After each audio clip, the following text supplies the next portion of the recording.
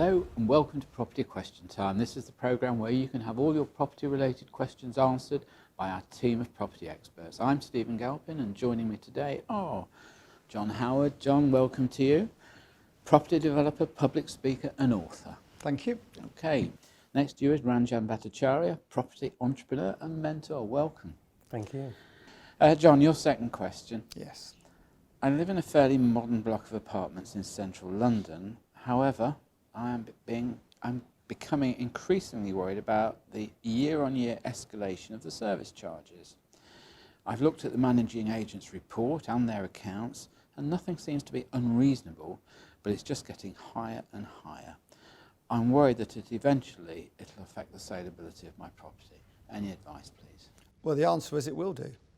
Service charges on blocks of flats vary obviously across the UK, but there's something you can do about it. That's the good news, because although the freehold may be owned by someone else, under the new rules you can take over the management of the block. All the residents can get together.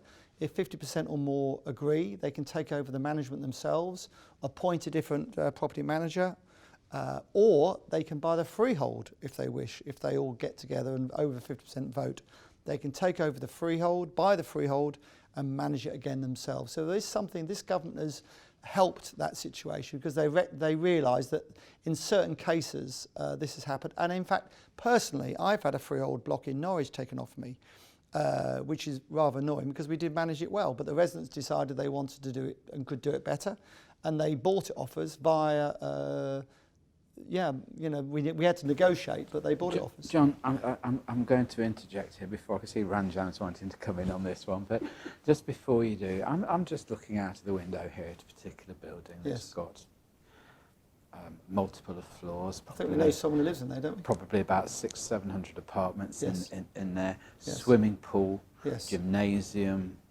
meeting rooms, all sorts of things. Yes. Do you honestly think the residents getting together are actually capable of running a building like that? Well, I think you'll find some very talented people live there. Really? And if they have the time, they can more than easily manage it. But we're not just talking about London here. I know the question was London, but obviously the question is effectively London, because this is where the concentration of leasehold is and where the big skyscraper developments are. And it is a huge problem.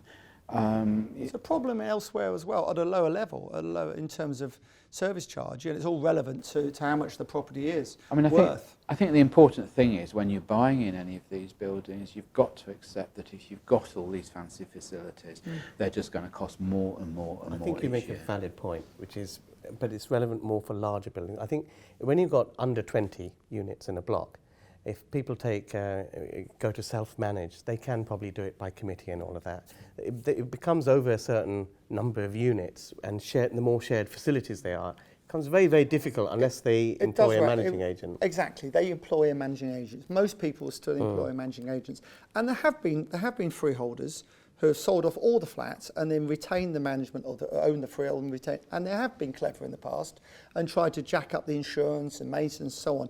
That's really all stopping, or should stop. Yes, it's wrong.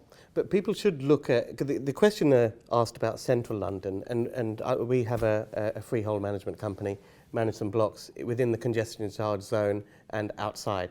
And people got to realise that if you send someone a cleaner around to clean the communal areas, they've got to pay congestion charge to get in the congestion charge zone, and you've got to park somewhere, paying ludicrous car parking charge. When it's in suburbia, there's usually somewhere to park the car on the premises. There's no parking charge, there's no congestion. So the cleaning cost for a like-for-like communal area building is much higher. And obviously there's traffic because the people who do the cleaning live outside and have to travel in and all the rest of it. So there is a real cost difference, and that's on every single line item of service. It's magnified, isn't it? It's magnified, yeah. So people have got to look at... Of course, the residents could all take it in turns, Stephen, to hoover the foyer themselves, couldn't they? You're very kind, Just a John. thought. Thank you very much, John. That's really great. That's all for this time. See you next time on Property Question Time.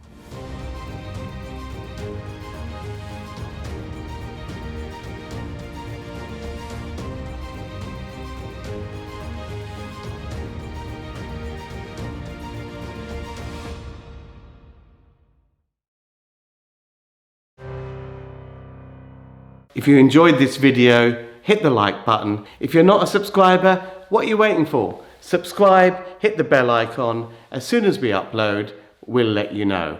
And enjoy these. They're all dedicated to helping you be more successful in property. Happy investing!